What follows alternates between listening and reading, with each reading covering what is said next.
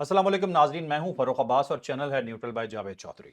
नाजरीन, आज बहुत ही स्पेशल खबरें लेके आपके सामने हाजिर हैं। दो सेक्शन में खबरें डिवाइडेड हैं। 5 खबरें तो ऐसी हैं जो कि आपको चौंका देंगी, लेकिन हम कोशिश करेंगे कि मुख्तसर दौरानिए में आपके सामने पेश कर दें।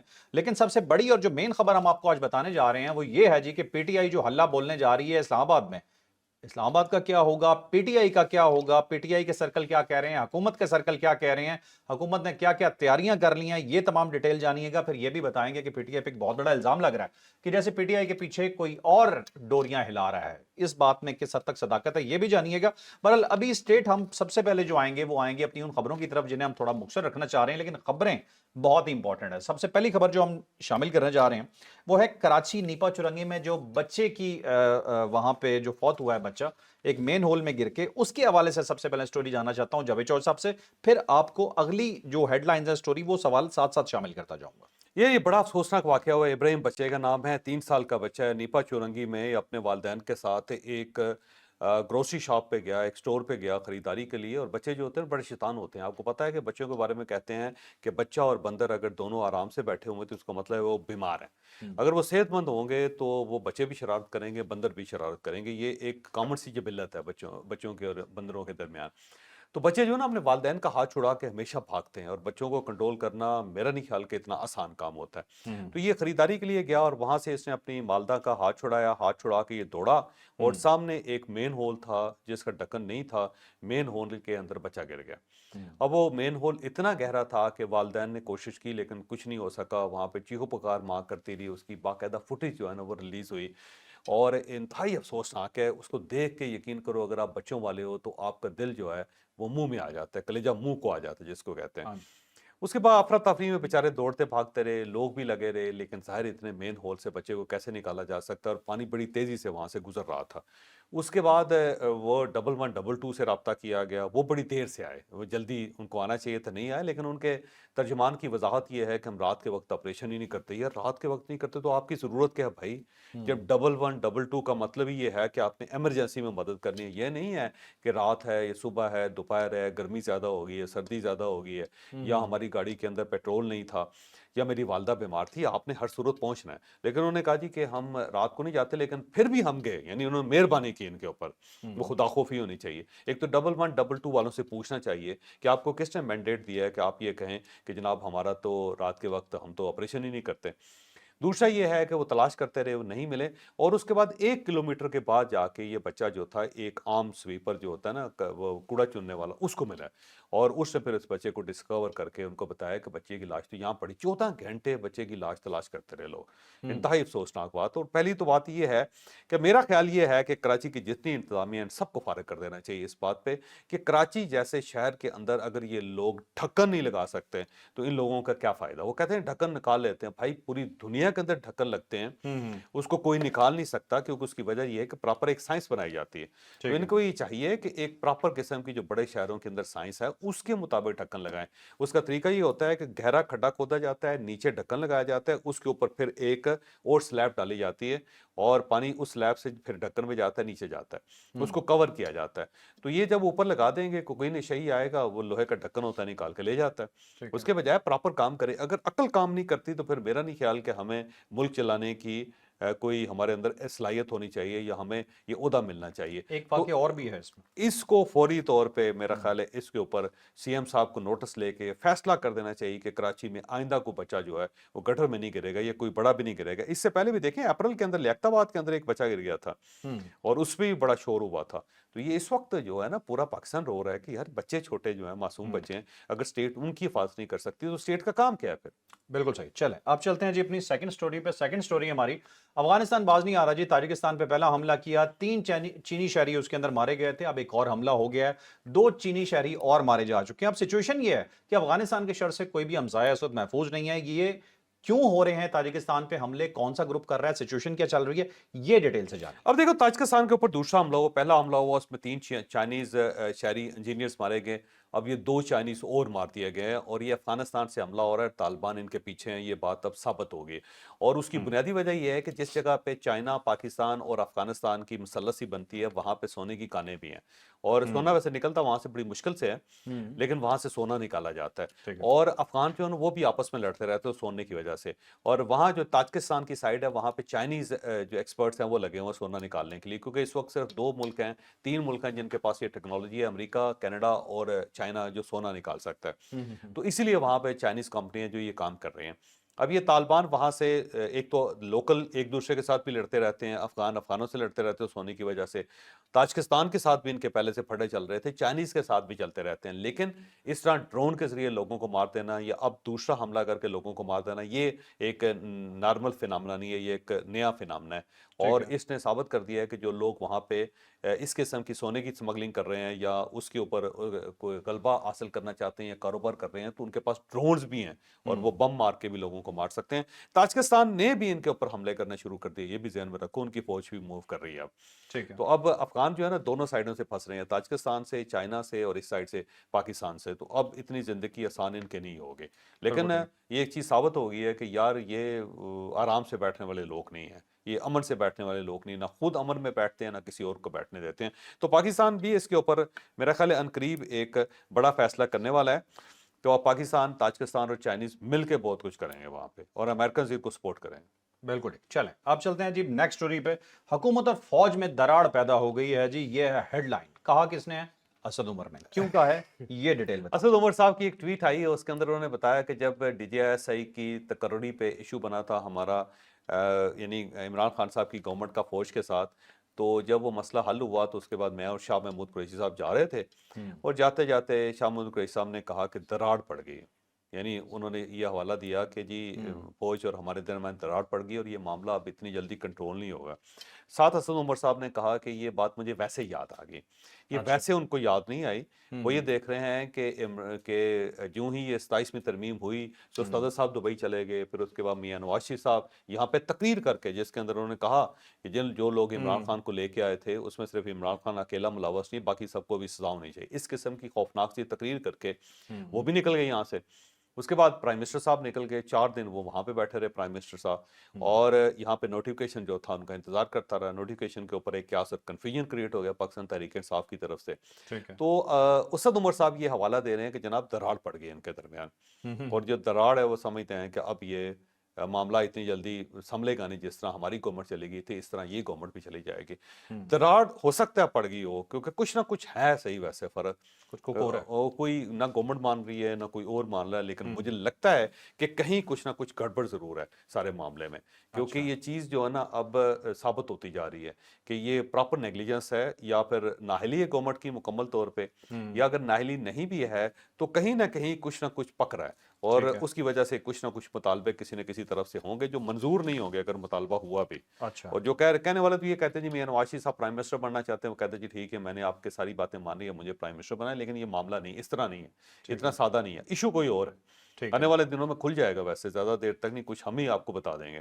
ٹھیک ہے تو اس کے بعد اب ان کا خیال یہ اسد عمر صاحب کا کہ یہ وہ دراڑ ہے اور اب ان کے ساتھ بھی وہی ہوگا جو ہمارے ساتھ ہوا تھا، لیکن ایسا نہیں ہوگا۔ اس کی وجہ یہ ہے کہ جو میاں شہباز شریف صاحب جو ہے نا، اتنا آئیڈیل پرائم منسٹر کسی اسٹیبلشمنٹ کو نہیں مل سکتا، ٹھیک تو ہے یہ دونوں بلکہ سارے ایک دوسرے کے ساتھ پھنسے ہوئے ہیں کہ اتنی اچھی گورنمنٹ اسٹیبلشمنٹ کو نہیں مل سکتی اور اتنی اچھی اسٹیبلشمنٹ کسی گورنمنٹ کو نہیں مل سکتے۔ ٹھیک ہے تو یہ جب اتنی کنوینئنس ہو تو معاملہ چلتا رہتا ہے، معاملہ خراب نہیں ہوتا، یہ خراب خروب ہونے والا معاملہ نہیں ہے، نواز شریف صاحب جو دراڑ ہوئی بھی تو ٹھیک کر لیں گے، بھر جائے گی دراڑ۔ بڑھ یہ نواز شریف صاحب اچانک باہر آ کے ایکٹیو ہوئے ہیں تو اس سے لوگوں کو ذرا تھوڑا سا شک زیادہ ہو رہا ہے، زیادہ اور آپ کو لگ رہا ہے کچھ گڑبڑ ہے لیکن وہ سیٹل ہو جائے گا۔ سیٹ، مجھے لگتا ہے سیٹل ہو جائے گی، ہے صحیح کچھ نہ کچھ۔ ٹھیک ہے چلیں اب اگلی سٹوری جی بہت ہی عجیب ہی میں کہوں گا کہ ایک ایسے جنرل جن کے خلاف کورٹ مارشل ہو رہا ہے، یہ کورٹ مارشل ہو چکا ہے، فیصلہ محفوظ ہے، کسی وقت سنا دیا جائے گا، ان کی تصویر باہر آ گئی اور ان کی تصویر میں سپیکولیشن ہونی شروع ہوگی کہ یہ لیٹسٹ تصویر ہے، ٹویٹر پہ یہ تصویر چل رہی ہے، باقی سوشل میڈیا پہ چل رہی ہے، تو اس تصویر کی حقیقت جانتے ہیں کہ جنرل فیض حمید جس طرح سے بیٹھے ہوئے ہیں، کوئی کیا کہ دیکھ کے یہ نہیں کہہ سکتا کہ یہ انسان کسی پرابلم میں ہے، یہ مشکل میں ہے، تو یہ تصویر ہے کیا، یہ جانیے۔ جنرل فیض حمید صاحب کی جو تصویر ہے ان کی صاحبزادی نے ریلیز کی ہے، ان سے یہ نکلی ہے اور اس کے بعد یہ وائرل ہوتی جا رہی ہے۔ ایک صوفے کے اوپر بیٹھے ہوئے ہیں، ڈائری وہ پڑھ رہے ہیں۔ اب یہ تصویر یہ ذہن میں رکھو کہ یہ پرانی ہے، یہ تازہ تصویر نہیں ہے کہ جب وہ کسٹڈی میں ہے تو کسٹڈی کے اندر تصویر بنا لی، کیونکہ کوئی شخص کسٹڈی میں موبائل فون لے کے اندر نہیں جا سکتا۔ اس میں کوئی شک نہیں ہوتا کہ اس لیول کے جو لوگ ہوتے ہیں ان کے خلاف جب ٹرائل ہوتا ہے تو وہ اس طرح نہیں کہ لاک اپ میں ہوں یا جیل کے اندر ہوں، وہ ذرا تھوڑے سے کمفرٹیبل ہوتے ہیں اور ڈرائنگ روم ٹائپ کمرے ہوتے ہیں، اچھے کمرے ہوتے ہیں، یعنی گیسٹ ہاؤس ہوتا ہے جس میں رکھا جاتا ہے اور باقاعدہ خانسامہ دیا جاتا ہے، کھانا کھونا کھانے کے، ایکسرسائز کرنے کی ساری سہولتیں ہوتی ہیں ان کو۔ اچھا، لیکن وہ جا نہیں سکتے کسی جگہ پہ، کوئی شخص ان سے مل نہیں سکتا سوائے خاص پرمیشن والے لوگوں کے علاوہ کوئی بھی جو ان کے فیملی کے لوگ ہیں، اور کسی کے پاس موبائل فون نہیں ہوتا کہ وہ آ کے تصویر کھینچ لے، اور اگر وہاں سے تصویر نکل جائے تو پھر اس کا مطلب یہ ہوا کہ سسٹم کمزور ہے۔ تو یہ جنرل فیض حمید صاحب کی جو تصویر ہے یہ پرانی تصویر ہے، یہ تازہ تصویر نہیں ہے، کیونکہ جو تازہ ترین صورتحال ہے اس کے اندر ان کے بال سفید ہو گئے ہوئے ہیں اور یہاں پہ بال جو ہے نا گرے ہیں، جیسے وہ جس وقت وہ کور کمانڈر تھے یا D G I S I تھے تو اس وقت ان کا یہ حلیہ ہوتا تھا۔ دوسرا وہ زیادہ کمزور ہو گئے، ان کا ویٹ لاس بہت زیادہ ہوا ہے، اور اس کے اندر وہ فریش ہیں جس طرح پرانے ہوتے تھے۔ گو یونیفارم کے اندر تو زیادہ بندے تگڑا لگتا ہے، لیکن یہ اس کے بعد کا معاملہ ہے۔ یا تو یہ اس وقت ہے جب یہ باقاعدہ فارغ ہو گئے تھے D J I S C کی حیثیت سے، اور ذہن میں رکھے جب D J I S C سے نکلتا ہے نا بندہ تو وہ جو مین گھر ہوتا ہے نا ان کا، اس سے ان کو کسی ایک اور گھر میں شفٹ کر دیا جاتا ہے اور وہاں پہ کچھ عرصہ ان کو ہولڈ رکھا جاتا ہے تاکہ ان کے سارے کنیکشن ختم ہو، کیونکہ ظاہر ایک انتہائی اہم پوزیشن پہ ایک بندہ رہا ہے اور اس کا کسی سے اگر رابطہ ہو جائے، کوئی کنیکشنز ڈیولپ ہو جائیں تو وہ زیادہ خطرناک ہوتے ہیں، اور جب تک ان کی اس کو رکھا جاتا ہے وہاں پہ تو باقی جو معاملات ہے اس کو سیٹل کیا جاتا ہے تاکہ انفارمیشن بعد میں لیک نہ ہو سکے کوئی بھی، ٹھیک ہے۔ اور فارمیشنز تبدیل کر دی جاتی ہیں۔ یا تو یہ اس وقت کی ہے جب انہیں دوسرے گھر میں رکھا گیا تھا اور وہاں پہ ان کی تصویر بنی ہے، یا پھر جب یہ کور کمانڈر بنے ہیں تو یہ کور کمانڈر کا جو دور تھا اس زمانے میں ان کی تصویر ہے یہ۔ تو اس تصویر کا آج کے حالات کے ساتھ کوئی تعلق نہیں، پرانی ہے۔ ریلیز ان کی بیٹی نے کی ہے، صاحبزادی نے کی ہے تاکہ یہاں پہ کوئی شور شرابہ ہو، لوگوں کو یاد آئے، پاکستان تحریک انصاف کو بھی یاد آئے کہ ہمارا ایک محسن تھا اور اس نے ہمارے لیے بڑی قربانیاں دیں۔ تو ایک تھوڑا سا شور و غوغا پیدا کرنے کے لیے تصویر ریلیز کی گئی اور شور و غوغا ہو گیا، بس یہی معاملہ ہے، اس کے یہی علاوہ کچھ چاہیے نہیں، تھا۔ یہی چاہیے تھا، اس کے چلیں علاوہ کچھ نہیں۔ چلیں اگلی سٹوری جی۔ سعودی عرب نے کوشش کی پاکستان اور افغانستان کے درمیان میں مذاکرات کرانے کی، لیکن یہ بات خفیہ رہی، کب ہوئی کسی کو پتہ ہی نہیں چلا۔ یہ مذاکرات بڑی خاموشی سے ہوئے، خاموشی سے ختم ہو گئے۔ ایک ڈیولپمنٹ اس کے اندر بہت بڑی ہے، وہ بھی آپ کو بتائیں گے کہ آگے کیا ہونے جا رہا ہے، لیکن ان مذاکرات میں کیا ہوا یہ ایک سٹوری ہے۔ جب میں جوہر صاحب سے ڈسکس کر رہا تھا تو جوہر صاحب مجھے کہتے ہیں کہ تمہاری خبر غلط ہے۔ میں نے کہا شاید ہو سکتا ہے، جو میرے پاس آئی ہے میں بتا دیتا ہوں، اور جوہر صاحب کے پاس جو ایک اپڈیٹڈ ہے وہ بھی بتا دیں گے۔ میرے پاس یہ تھا کہ جی یہ ٹوٹل خفیہ تھے، یہاں تک بات ٹھیک ہے، ایک بند کمرے میں ہوئے اور دونوں اپنے موقف پہ قائم رہے، پاکستان اور افغانستان دونوں پیچھے نہیں ہٹے، جس کی وجہ سے مذاکرات آگے نہیں بڑھے اور مذاکرات ناکام ہو گئے، اور تجارت کی درخواست پاکستان سے کی گئی سعودی عرب کی جانب سے، جسے مسترد کر دیا پاکستان نے۔ تو یہ تھا بیسکلی خبر کا جسے کہتے ہیں نا ٹوٹل جو اس کے اندر مواد تھا۔ لیکن چودھری صاحب اب کیا کہتے ہیں جو سب سے میرے اوپر ڈال دیے۔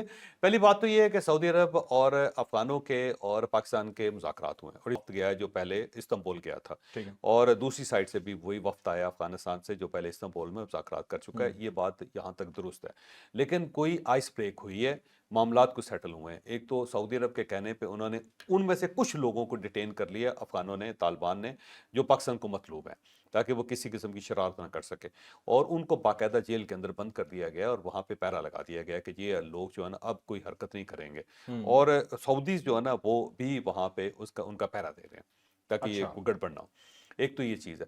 دوسرا یہ ہے کہ یہ تجارت تو نہیں کھل رہی، لیکن پاکستان انسانی بنیادوں پہ جو ہے نا کچھ فیور دے رہا ہے افغانستان کو۔ ایک تو دوائی اور خوراک کے لیے تورخم بارڈر کو کھولا جا رہا ہے، اور وہاں سے صرف ادویات جا سکیں گی اور خوراک جا سکے گی تاکہ وہاں پہ جو لوگ موجود ہیں ان کی حالت کو تھوڑا بہتر بنایا جا سکے۔ یہ پاکستان ایگری کر گیا اور عنقریب یہ اعلان ہونے یہ والا ہے، سعودیہ کے کہنے پہ کیا؟ یہ سعودیہ کے کہنے پہ کیا۔ اوکے۔ دوسرا یہ ہے کہ اس مرتبہ گرانٹر جو ہوگا نا پاکستان کا یا سعودی عرب کا یا افغانستان کا، وہ سعودی عربیہ ہوگا، اور افغانوں کو بھی اعتماد ہے، پاکستان کو بھی اعتماد ہے ان پہ، تو اسی لیے افغانستان کے کہنے پہ یہ معاملہ جو ہے سعودی عرب کیا ہے، یہ ذہن میں رکھیں۔ قطر اور استنبول یعنی ترکیہ سے جب یہ نکلا تو پھر افغانوں نے سعودی عرب کی طرف رخ کیا، تو سعودی عرب پھر انوالو ہوا ہے، اور پھر اس نے کہا جی یہ جو مذاکرات ہوں گے یہ خفیہ ہوں گے، اوپن نہیں ہوں گے۔ اس کے بعد ریاض میں یہ مذاکرات کیے گئے، اور ان مذاکرات کا کرنے کی وجہ یہ ہے کہ جو اسلامی فوج ہے وہ جا رہی ہے غزہ کے اندر، تو یہ چاہتے ہیں کہ کسی قسم کا کوئی کنفلکٹ نہ ہو، اور پاکستان سے کیونکہ زیادہ فوج نے جانا ہے تو اگر فوج یہاں پہ انوالو ہوگی تو وہاں پہ غزہ میں پھر فوج جا نہیں سکے گی. تو اوکے. پاکستان یہ چاہتا ہے جی ہمیں جہاں بھیجنا چاہتے ہیں ہم جاتے ہیں. ہمیں صرف 2 گارنٹیز چاہیے کہ یہ نہ ہو کہ ہم ادھر باہر بیٹھے ہوں، یہاں سے افغانستان حملہ کرتے ہیں، انڈیا حملہ کرتے ہیں. تو وہ پاکستان کو گارنٹیز چاہیے سب کی، اور وہ میرا خیال ہے گارنٹرز جو ہے نا ان کو تیار کیا جائے، اور گارنٹرز جو ہے نا تیار ہو رہے ہیں کہ ٹھیک ہے جی فکر نہ کریں، آپ مدد کریں غزہ میں اپنے فلسطینی بھائیوں کی، اور ہم یہ گارنٹی لیتے ہیں، دیتے ہیں بلکہ آپ کو، کہ نہ افغان کو گڑبڑ کریں گے نہ انڈیا گڑبڑ کرے گا. ٹھیک ہے. اور ایک اور دور بھی ابھی سنا اس کا ہونا ہے ایک دور مذاکرات اور کا. ایک دور اور وہ تحریری معاہدہ ہوگا. تحریری معاہدہ ہوگا. ٹھیک ہے. چلیں اب چلتے ہیں جی اپنی نیکسٹ سٹوری پہ. جو ہماری مین سٹوری ہے وہ ہے جی اڈیالہ میں ملاقات ہو پائے گی یا نہیں ہو پائے گی، پورا چیپٹر ہے یہ. آج دعویٰ بول رہی ہے پی ٹی آئی اسلام آباد کے اوپر، اور اسلام آباد کا ریئیکشن کیا ہونے جا رہا ہے. حکومت نے اپنا موقف واضح کر دیا ہے، وزراء کھل کے سامنے آگے، بڑے وزراء آئے ہیں اور باقاعدہ بتایا ہے کہ وہ کیا کریں گے پی ٹی آئی کے ساتھ. ادھر سے پی ٹی آئی نے اپنا لائے عمل بتا دیا ہے. ان کی طرف سے جو مین لیڈر تھے، جو ان کے سی ایم صاحب ہیں، انہوں نے کھل کے دھمکیاں دی اور بتایا کہ ہم کیا کرنے جا رہے ہیں. جو نتیجہ نظر آ رہا ہے وہ بہت بڑا تصادم نظر آ رہا ہے. یہ پورا چیپٹر میں جاوید چوہدری صاحب کے پاس لے کے جاتا ہوں اور پوچھتا ہوں کہ آج کیا بنے گا اسلام آباد کو ہمارا. اب دیکھیں پاکستان تحریک انصاف نے اپنا آخری کارڈ کھیل دیا ہے. سہیل افریدی صاحب نے اعلان کر دیا ہے کہ ہم آ رہے ہیں، اور پاکستان تحریک انصاف کے جو لوگ ہیں، ایم پی ایز ہیں، ایم این ایز ہیں، وہ تیار بیٹھے ہوئے. یہ بات درست ہے، اور آج وہ کوئی نہ کوئی ہلا گلا کرنے کی کوشش کریں گے. سب سے پہلے تو پارلیمنٹ کا مشترکہ اجلاس ہو رہا ہے آج، اور یہ مشترکہ اجلاس جو ہے نا کئی ترامیم ہے جس کے اوپر ہو رہا ہے، اور 27ویں ترمیم کے اندر ایک گڑبڑ رہ گئی تو اس کو بھی آج ٹھیک کیا جا رہا وہ ہے. کیا؟ وہ یہ ہے کہ ایئر فورس جو چیف ہیں، ایئر فورس کے جو چیف ہیں، ان کی جو مدت ملازمت ہے، کیا ان کے اندر بھی 5 سال کا اضافہ ہوگا؟ نہیں، کیونکہ ان کی جو مدت ملازمت تھی اس کے اوپر 27ویں ترمیم کے اندر بھول چوک ہوگی. اور پھر انہیں بتایا گیا کہ بھائی جان یہ تو آپ نے بڑی زیادتی کی ہے ایئر فورس کے ساتھ، جس نے اصل جنگ لڑی ہے اور جس نے یہ سارا کمال کیا ہے، تو اس کو اس طرح محروم رکھنا تو زیادتی ہے. پھر اس کے بعد یہ گورنمنٹ کنوینس ہوگی، اور اب آج یہ بتایا جائے گا کہ جو ایئر چیف ہیں ان کی جو ایکسٹینشن ہے 5 سال کی، وہ 2022 سے سٹارٹ ہوگی یا پھر 2025 سے سٹارٹ ہوگی. مطلب بیٹر ایکسپلین کر رہے ہیں. ایکسپلین کیا جائے گا، کیونکہ وہ جو ہے نا سی ڈی ایف، ان کی تو مدت ملازمت کے اندر جو توسیع ہے یا جو سٹارٹ ہو رہی ہے وہ نوٹیفکیشن کے دن سے شروع ہو رہی ہے، اور 2030 تک وہ رہیں گے. اور ان کے بارے میں جو ان کی ایکسٹینشن ہے اس کے بارے میں کیونکہ قانون اور آئین خاموش ہے، تو آج یہ وضاحت بھی کی جائے گی، کیونکہ یہ چیز رہ گی، اس لیے بھی مشترکہ اجلاس بلائے گا. اور بھی کئی ایسے قوانین ہیں، اور بھی بہت ساری ایسی چیزیں ہیں جو پاس نہیں ہو سکی تھی، نہ سینٹ سے نہ قومی اسمبلی سے، تو ان کے لیے ایک مشترکہ قسم کا یہ ایک اجلاس بلایا جا رہا ہے. پاکستان تحریک انصاف سب سے پہلے وہاں جا کے ہلہ گلا کرے گی، بہت شور شرابہ کرے گی. کاپیاں پھاڑی جائیں گی، عمران خان زندہ باد کے نعرے لگائے جائیں گے، ڈائس کے سامنے دھرنا دیا جائے گا، گھیراؤ کیا جائے گا اسپیکر کا اور سینٹ اور چیئرمین صاحب کا ہیں، اور وہاں پہ وہ اس مرتبہ بہت پٹ سیاپا جس کو کہتے ہیں وہ کریں گے. اور اس کے بعد پھر یہ باہر نکلیں گے، اور باہر نکل کے پھر یہ اڈیالہ جیل کی طرف جائیں گے. اور دوسری طرف سے ان کی پوری کوشش ہے کہ ورکرز کو لے کے آئیں تاکہ یہاں پہ ٹھیک ٹھاک قسم کا شور شرابہ ہو جائے. تو یہ 2 بجے سب سے پہلے اسلام آباد ہائی کورٹ جائیں گے، ٹھیک ہے. اور اسلام آباد ہائی کورٹ پہ اپنا پروٹیسٹ ریکارڈ کر کے پھر یہ اڈیالہ جیل جائیں گے. پلان ان کا یہی ہے. لیکن دوسری سائڈ سے جو پلان ہے وہ اس سے بھی زیادہ خطرناک ہے. گورنمنٹ نے امیڈیٹلی دفعہ 144 لگا دی ہے، اور تمام قسم کے اجتماع اور جلوس پہ پابندی ہے. راولپنڈی کے اندر اور اسلام آباد کے اندر پولیس کو کال کر لیا گیا ہے، اور مجھے لگتا ہے کہ اگر یہ کل باز نہ آئے تو یہ 26 نومبر ایک اور ہو جائے گا. یہاں پہ بالکل ان کو الاؤ نہیں کیا جائے گا، یہ موقع نہیں دیا جائے گا کہ یہ کسی قسم کا لمبا چوڑا احتجاج کر سکیں. تو آج کا دن جو ہے نا وہ واقعی خطرناک ہے، کچھ نہ کچھ آج ہو کے رہے گا. اور اس کے ساتھ ہی جو موٹر وے پولیس ہے اس نے موٹر وے بند کر دیا، پشاور سے لے کے سوابی تک. کہا گیا جی حالات موسم خراب ہے، موسم خراب ہے اور دھند ہے، اور اتنی زیادہ دھند ہے کہ لوگ نظر نہیں آ رہے، گاڑیاں نظر نہیں آ رہی، تو اس کو بند کر دیا انہوں نے. ساتھ ایک اور چیز بھی ہے کہ پراپر کریک ڈاؤن جو ہے نا آج پاکستان تحریک انصاف کے اوپر ہو رہا ہے. لیکن اب یہاں پہ سوال یہ ہے کہ یہ ہو کیوں رہا ہے. دیکھیں عمران خان صاحب سے ملاقات ایک چھوٹا سا مسئلہ ہے، یہ مسئلہ فوری طور پہ حل ہو سکتا تھا، لیکن گورنمنٹ نے یا اسٹیبلشمنٹ نے یہ محسوس کیا کہ ہر مرتبہ یہ دھمکیاں دے کے نا کہ چھت پہ چڑھ جاؤں گا، کھمبے پہ چڑھ جاؤں گا، 11,000 KVA کی جو تار ہے اس کو ہاتھ لگا دوں گا، اپنا سر پھاڑ لوں گا، اسے بلیک میل کر کے نا اسٹیٹ کو یہ ملاقات کر لیتے ہیں. تو اس مرتبہ بلیک میل نہیں ہونا، جو کچھ انہوں نے کرنا ہے کریں، پھینٹا ان کو پڑا پر لگا دیں گے، ان کو بھگا دیں گے، اور اس کے بعد پھر ان سے کہیں گے ٹھیک ہے آ جاؤ یار جس نے ملاقات کرنی کر لو، پھر ملاقات کروائیں گے تاکہ یہ جو بلیک میلنگ ہے نا یہ ختم ہونی چاہیے. تو بلیک ٹھیک ہے. میلنگ توڑنے کے لیے سب کچھ آج کیا جا رہا ہے. تو مجھے نہیں لگتا کہ کوئی آج کا دن کو خیریت کا دن ہوگا. ایک تو موبائل فون سگنل بھی بند ہوں گے، پھر یہاں پہ پولیس بھی آئے گی، پھر یہاں پہ ایف سی بھی آئے گی، ٹھیک ہے. اور کسی جگہ پہ انہوں نے گڑبڑ کی تو گھنٹہ بھی لگ جائے گا. ٹھیک ہے. یہ ان کے لہجے دیکھیں نا، سہیل آفریدی کہہ رہے ہیں کہ بھائی اگر آپ نے آپ کی ہمت ہے تو ہمت لگا ہے لو. کر کے لگا لو. اسد کیسر صاحب بھی کہہ رہے ہیں اسد کہ کیسر بھی جناب کہہ رہے ہیں یہ سب کہہ دے ہیں وہی پرانا فارمولا ہے، اگر باپ کی ہو تو کر کے دکھاؤ. باپ کی ہو تو کر کے دکھاؤ. اور کر دے یار گورنر آج، باپ کا. اور ہاں ادھر سے یہ دیکھیں نا، اعظم ندیم گورنر تارڑ راج. بھی کہہ رہے ہیں کہ سرکاری جھنڈے لگا کے ہم آپ کو حملہ بالکل نہیں کرنے دیں گے. اور گورنر راج آئین میں ہے، یہ مارشل لا نہیں ہے. یہ اچھا کون یہاں جواب پہ دے؟ ویسے سرکاری جو اہلکار ہیں ان کے اوپر پابندی لگ گئی ہے. اب ان میں سے کوئی شخص جو ہے نا کوئی ایک تو چیف سیکرٹری کا نوٹیفیکیشن آ گیا ہے کہ کوئی سرکاری ملازم جو ہے کسی قسم کا مظاہرہ نہیں کر سکے گا، ٹرانسپورٹ کر ٹھیک ہے. سکے گا. اور آئی جی پولیس جو ہے نا اس کی طرف سے بھی آ گیا ہے کہ کوئی بھی شخص جو ہے نا جس کا تعلق پولیس کے ساتھ ہے وہ اس سارے معاملے میں مداخلت نہیں کرے گا، وہ صرف اپنی ڈیوٹیز دے گا. تمام ٹھیک ہے.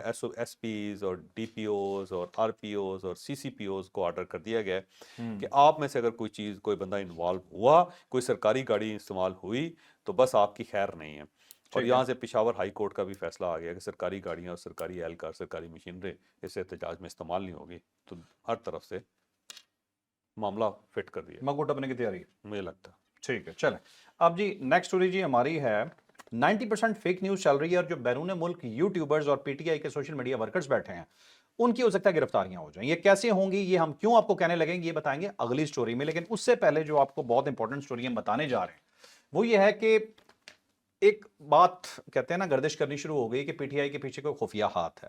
کوئی اس طرح کی چیزیں ہیں جس سے ایسے لگ رہا ہے کہ پی ٹی آئی جو ہے نا وہ پاکستان کے اندر امن نہیں ہونے دینا چاہتی. ایک چھوٹا سا بلڈ اپ ہے جو کہا جا رہا ہے، ہم آپ کو وہ بتاتے ہیں، فیصلہ آپ بھی کر لینا، ایکسپرٹ اوپینین ہمارے پاس موجود ہوگی.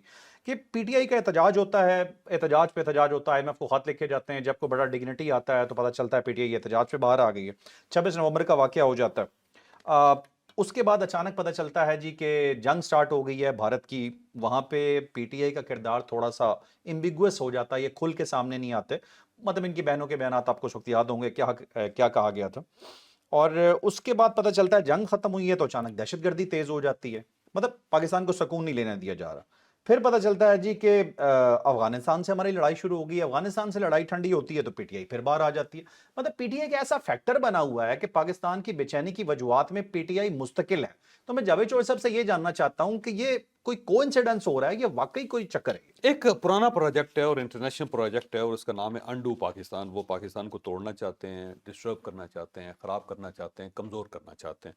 اور پاکستان تحریک انصاف ضروری نہیں ہے کہ انڈو پاکستان کا حصہ ہو، لیکن جب بھی پاکستان کے اندر اس قسم کی گڑبڑ ہوتی ہے تو باہر کی فورسز اس کو استعمال کرتی ہیں. انڈیا بھی استعمال کرتا ہے اور جو ویسٹرن پاورز ہیں، اسرائیلی جو ہیں، وہ بھی استعمال کرتے ہیں. میں قطعاً یہ نہیں کہوں گا کہ پاکستان تحریک انصاف جو ہے نا اس کے پیچھے کو خفیہ ہاتھ ہے. میں آپ کے اس فارمولے سے اتفاق نہیں کرتا.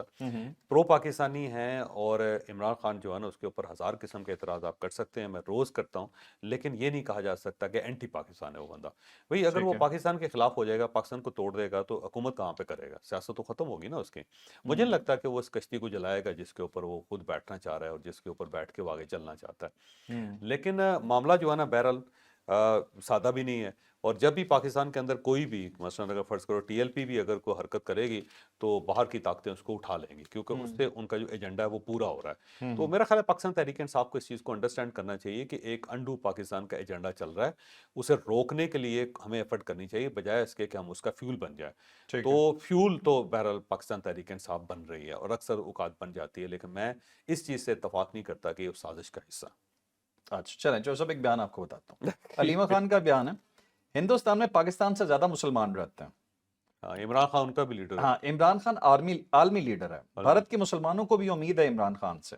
ہم انٹرنیشنل میڈیا پہ جائیں گے، وہ کہتے ہیں جی انڈین میڈیا میں بلا رہا ہے، ہم ان کی حکومت کے پاس تو نہیں گئے، ہم تو ان کے میڈیا کے پاس گئے ہیں. پھر وہ کہتے ہیں جی کہ امریکہ، انگلینڈ، کوئی بھی اگر میڈیا میں بلائے گا تو ہم جائیں گے. اور मेरा नहीं ख्याल इंडिया कि के इनकी बहनें जो मुसलमान हैं वो इमरान खान को बचने देंगी सारी। ये जब वो कहते हैं कि मामला अगर खवातीन के हाथ में आ जाए ना, फिर जंग लंबी हो जाती है, जंग खत्म नहीं होती। वो ये पुरानी पंजाबी की कहावतें हैं कि जब औरतों में मामला चला गया ना, बस उसके बाद समझें कि काम खत्म हो गया आपका। ठीक है। तो अब पार्टी जो है वो बुश बीबी के हाथ में है, और इमरान खान साहब का मुस्तकबिल जो उनकी बहनों के हाथ में है, तो फड्डा तो पड़ रहा है भाई। ये बिल्कुल कके ज़इयों वाला मामला है, ठीक जिसके अंदर जब वो औरतें लड़ती होती थी ना, 60 ढोल बजाए जाते थे। तो इस किस्म की सूरत हाल है ये।